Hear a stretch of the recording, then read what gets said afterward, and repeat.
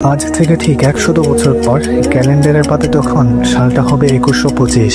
আজকের এই কোলাহল, এই বাস্তবতা, এই ছোটে ছড়া এসবের কিছুই কি থাকবে? আপনার প্রিয় বাড়ি, পছন্দের গাড়ি, সযত্নে জমানো সম্পদ, এসবের মালিকানা কি আপনার নামটি থাকবে? এক কথায় বলতে গেলে কিছুই থাকবে না।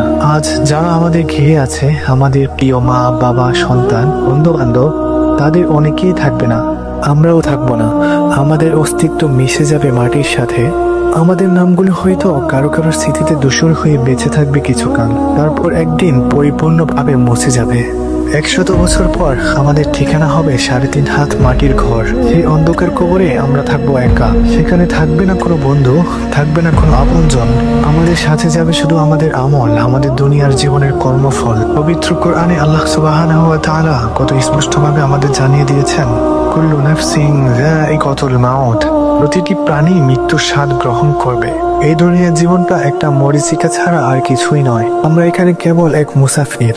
এই দুনিয়া হলো আখিরাতের শস্যক্ষেত্র। এখানে যা বপন করব, পরকালে তাই ফিরে পাবো।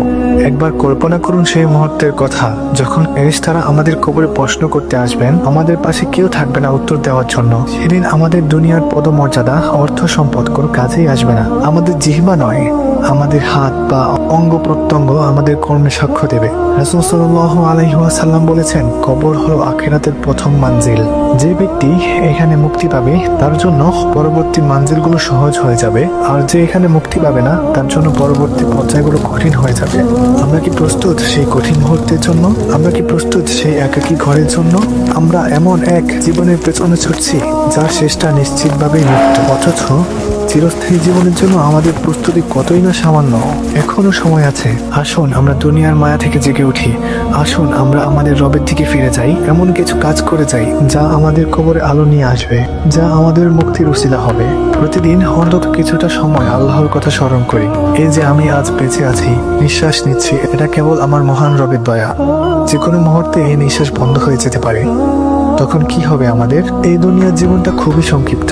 ১০০ বছর পর আমরা কেউ থাকবো না। আমাদের আসল জীবন তো শুরু হবে মৃত্যুর পর। সেই অনন্ত অসীম জীবনে যেন আমরা আল্লাহর সন্তুষ্টি অর্জন করতে পারি, যেন জান্নাতের সবুজ বাগানে আমাদের একটি ঘর হয়। এটাই হোক আমাদের জীবনের একমাত্র লক্ষ্য।